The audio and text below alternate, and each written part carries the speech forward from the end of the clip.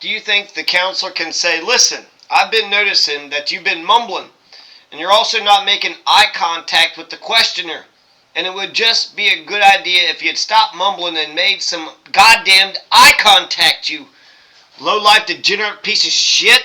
You're telling the fucking truth, but because you're mumbling and you're not making eye contact, people are going to think that your truth isn't true. Can the lawyer do that in an overnight recess? No. No, they cannot, Kagan. I would consider that be coaching. That's coaching. As far as how you present yourself to the jury, I would say that's also the same as the substance of what you're saying. Yeah, so the line that you're drawing, and you draw this on page 14, and I just want to make sure that you're still saying what you're saying on page 14, where you say direct discussion, testimonial management, that is direct discussion of the testimony, right? Can be prohibited. So whether it's the Chief Justice's question or my mumbling question, that's the direct discussion. But counsel can still discuss a range of issues related to the testimony, including calling additional witnesses or plea bargains, legal objections, court orders, excluded evidence, and the implications of perjury, among others. Yes. So that's what you're allowed to talk about? Hey, can I talk to my witness? Well, about other witnesses, possible plea bargains, some legal objections, court orders, excluded evidence, and the implication of perjury. So that's still the line that you're drawing. Yes. Yes, Kagan. God damn, how many fucking times do I gotta tell you, Kagan? The touchstone is always the lawyer should contemplate for a moment and ask themselves, is this going to cause me to manage their testimony? That the way we define that is coaching, regrouping, strategizing about the testimony itself, not about other things related to the you could strategize all you want about should we bring in the expert witness, things like that, but as far as how the testimony is ongoing, that would not be allowed. That wouldn't be allowed, Kagan. And when Mr. Banner says that's not a line at all, what is your response to that? I think it's a very real line because, I mean, one, the case law draws that line, and I think the logic of Perry, don't forget Perry. Perry is more important than God, more important than Beatles and Jesus and the three branches of government, the Constitution, and the Bill of Rights itself. Who gives a shit about the preamble? Listen to Perry.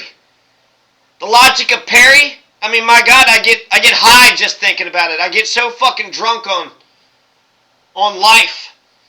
I get oxygen drunk. I just get drunk on all the... Perry just gives so much oxygen.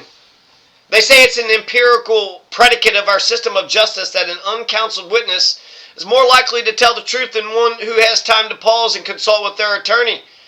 And they say this rule applies for both witnesses generally and defendant witnesses. They don't draw a distinction between the two, Kagan, and I think there's a lot of logic to that because if it weren't logical, then we would have to get rid of this rule for all witnesses. I mean, all witnesses would have to be, let's just say we flip it around. Let's just say it's the state's star witness. Let's say the victim had lived in this case and it was an aggravated assault case. Why wouldn't the state be able to talk to their witness overnight and coach their testimony if the victim is not doing very well in the stand? The same logic would apply the other way around. Thank you. Chief Justice Roberts' counsel, I think I might have missed the answer. The question was like, can you tell the witness to stop mumbling?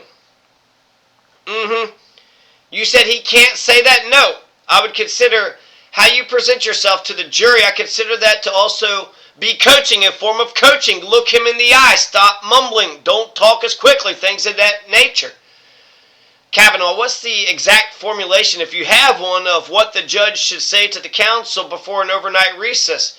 Well, I would say something like this.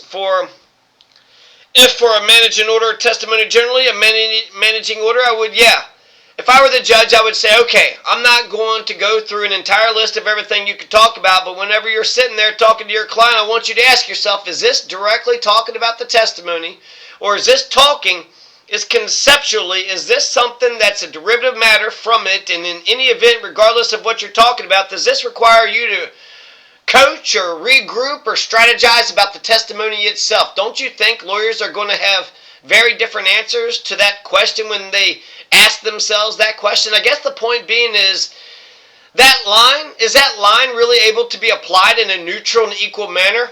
They, listen, goddamn fucking Kavanaugh, listen, they might have some differences of opinion, but we do trust lawyers to use their judgment whenever they are complying with any kind of court order.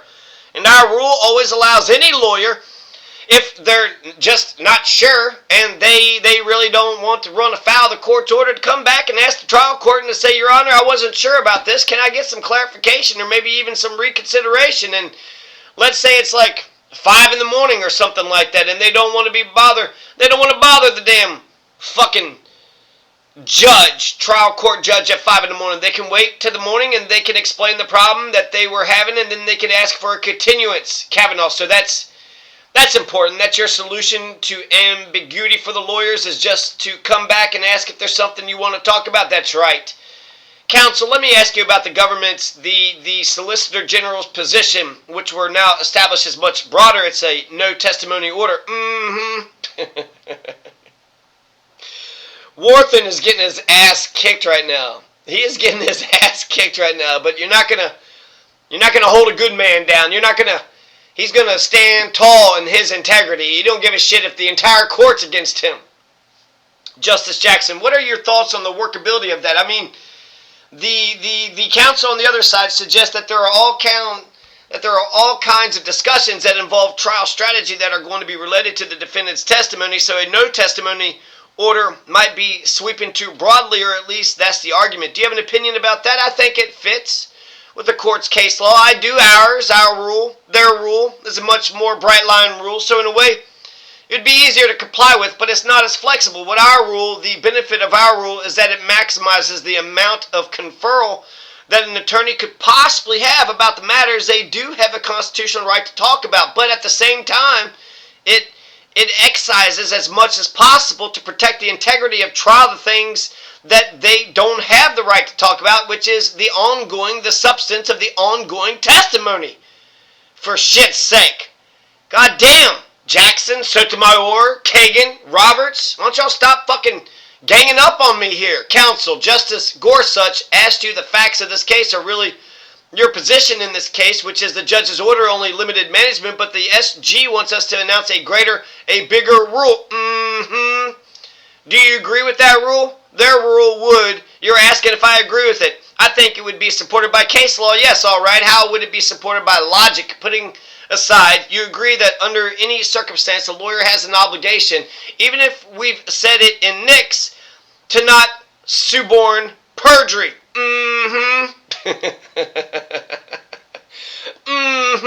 That's right. If a client is perjuring himself or herself, the lawyer just can't sit there and not do something about that. So that's the close case here. What can they do? You would say they can to the defendant, if you commit perjury, these are the consequences, correct? Yes. The government says no, that's really dangerous. How about plea bargain? The government said no in its brief to saying your testimony is really bad.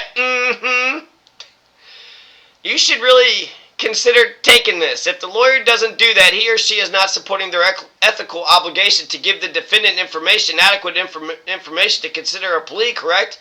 Well, I think in order to comply with court orders, you are able to excuse the ethical obligation. Well, to a certain extent, I would be surprised about that, all right. But putting that aside, at what point do we accept the SG's position? Because an order that says don't talk to the person at all, we said in Getters, and Perry was wrong. In Getters, we said don't talk to the defendant at all. That's correct, and so the question is where to draw the line. Should we ignore that line here? Well, I think in Perry, they drew the line at between testimony and not testimony. I mean, they even go so far in Perry as to say you can tell them not to talk at all because we're so worried that you're going to go talk to them about their testimony, right? But we said in Getters you can't do it overnight. Not they say over. That was the context. Although I would say they say a long break, but the problem with, as was brought up earlier, drawing the temporal line between the two is a problem. Makes no sense. So I do between what you can talk about About what you can't? Yes, yeah, all right, thank you. I'm sorry, Mr. Counsel. Oh, I'm sorry, please. I just want to read you a potential instruction and tell me if you agree with it or if you see any kind of difference between your position and what I'm going to say and what the SG says. What if the court says, and what if we were able to say that qualified conferral orders are okay if they tell the lawyer, listen, you can't talk about the content of the testimony or the manner of its delivery, but you can discuss any strategic consequences of the defendant's testimony, such as whether to take a plea, whether to call another witness, etc. Are you okay with that? Yes. Okay, and I'll ask the SG whether the SG thinks that's consistent too. Okay. Mr. Worthen, I just want to quickly follow up on Justice Sotomayor's line of questioning. I wonder whether unconstitutional conditions doctrine might be in play if you were to say that a lawyer can advise a defendant during a long break about collateral consequences from his testimony. If I can't advise you, boy, it's time to take that plea. If I can't tell you about the consequences of perjury, maybe I'm excused as an ethical matter because I'm under a court order perhaps, but I would have thought that our unconstitutional conditions doctrine would have something to say about unnecessarily chilling the Sixth Amendment right that's at stake here. Now you're asking from the no management perspective or the SG's? The SG's perspective. I wonder whether that implicates unconstitutional conditions doctrine. I don't want to put words in her mouth, but I think the SG would say that there's two ways to go about dealing with, say, perjury. One, if they are still on direct, you could try to fix it up as you're going on direct, or if it happens on cross-examination, you could try to fix it up on redirect. Another option would be the defendant finishes his testimony. You could tell the trial court something very important came up during his testimony. If we could just have a moment to talk, if we can just have a little bit of time, then at that time you talk to them. You investigate whether or not perjury happened. You remonstrate with them about your ethical obligations, his obligations, and then you'd call him back as a witness. And then if the trial court were to be like, well, why are you calling him back as a witness? You could either say, it'll become clear in just a moment, Your Honor, or you could tell them, you just have to tell them straight out perjury was committed and I have to fix it before the end of this proceeding. On the other hand, I just want to, since I have a little bit of time, it's just the rule that we're advancing. It is the rule that I believe supports federalism. It's the rule that what they're asking to do is to put a rule that is virtually unalterable because it would require a constitutional amendment, and we very rarely micromanage trial courts in that manner with these kind of constitutional rules. Justice Alito, let me ask you about your perjury exception. So you say that the defense counsel could advise the defendant when there's a break during cross-examination, an overnight break during cross-examination to avoid perjury. Would that allow defense counsel to help to clean up all the inconsistencies between what the defendant said on direct and what the defendant admitted under cross? So could you phrase it one more time, Your Honor, just to make sure I understand? Yeah, on direct, the defendant testifies the way it was anticipated before trial and says A, and then on cross, the defendant messes up and says B, something that's completely inconsistent. Doesn't that allow the defense attorney to say, look, you're under oath, you can't commit perjury, clean up what you said on cross-examination, Would that be allowed? I would say this. You would want to investigate with them to see if there actually was perjury, and then you would need to remonstrate with them, and you would tell them, okay, tomorrow